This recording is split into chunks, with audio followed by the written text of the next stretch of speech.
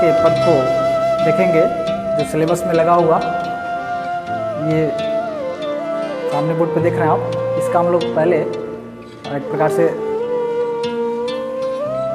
प्रकार से स्वरवादन करें, स्वर से साथ पढ़ें, तो देखते हैं कि इसमें यशोदा जी देवकी से एक संदेशा भिजवाती हैं। जो पथिक है, चाहे उद्धव जी हों चाहे वो जो भी हों, एक पथिक से, राहगीर से संदेशा भिजवाती हैं। उनका दर्द है, प्रेम है और इसमें बयां है। और कहती हैं कि संदेशो देवकी सो कहियो, संदेशो देवकी सो कहियो, हाँ तो धाईति हारे सुत की,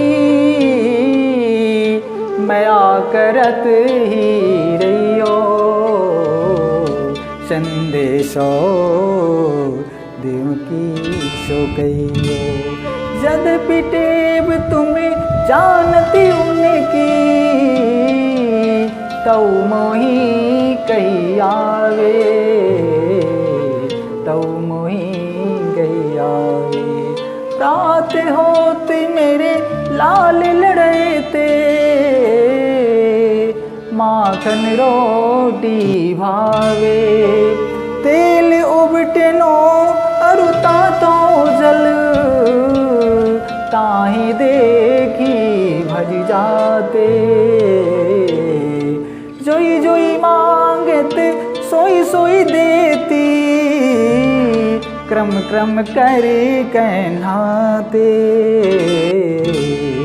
सूर पथिक सुनी मोही रैन दिन, सूर पथिक सुनी मोही रैन दिन, बढ़त रहोत उर सोच, बढ़ो रहत उर सोच, मेरो अलग रहते मोहन, है करत संकोच, है करत संकोच।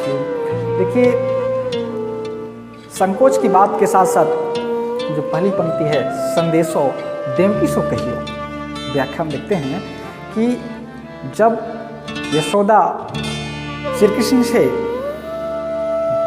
दूर हो जाती हैं, श्री कृष्ण उन्हें छोड़कर मथुरा चले जाते हैं देवकी के पास, तब यशोदा जी पथिक के माध्यम से अपने मन की बात को संदेशा भिजवाती हैं और कहती हैं कि संदेशो देवकी सो कहियो।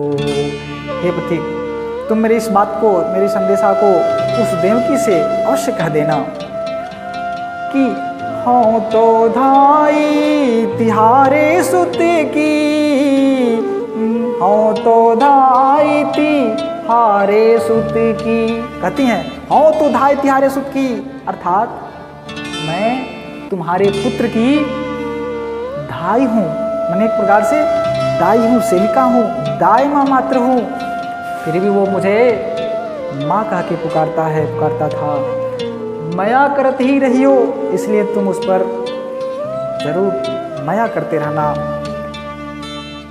मुझे विश्वास है कि तुम उसके पर ममता में कोई कमी नहीं छोड़ती होगी। यद्यपि टेव तुम्हें जानती उनकी, तौ मोही कही आवे। यशोदा जी कहती हैं कि मुझे विश्वास है कि तुम श्री कृष्ण के टेव मैंने आदत को भली भांति जानती होगी, फिर भी मेरे मन में बार बार यह बात होता है कि मैं तुम्हें बता दूं, कह दूं। इसलिए कहती है कि यद्यपि टेव तुम्हें जानती उनकी, तौ मोही कही आवे। कि तुम श्री कृष्ण की आदतों को भले जानती हो, फिर भी मैं तुम्हें यह बता देना चाहती हूँ, कह देना चाहती हूँ कि प्रात होत मेरे लाल लड़े थे, माखन रोटी भावे। कि प्रातःकाल होते मेरे लड़ते, लाल लड़ते मेरे पुत्र, यानी दुलारे लाडले मेरे श्री कृष्ण को प्रातःकाल ही माखन और रोटी अत्यधिक भाता है, यानी माखन रोटी प्रातःकाल बड़े चाव से खाते हैं। तेल उबटे नो अरुता तो जल, ताही देखी भजी जाते। और कहती हैं देवकी से कि तेल और उबटन और गर्म जल देख करके स्नान के समय वह दूर भाग जाते थे। उस समय मैं एक ही उपाय करती थी कि वह स्नान कर सकें। वो उपाय क्या था? कहती हैं कि जोई जोई मांगते सोई सोई देती। कहती हैं कि जोई जोई मांगत, उस समय जो जो वह मांगता था वही वही, सोई सोई वही वही मैं देती थी। क्रम क्रम करिकर नहाते, मैंने धीरे धीरे करके तब वो स्नान करते थे।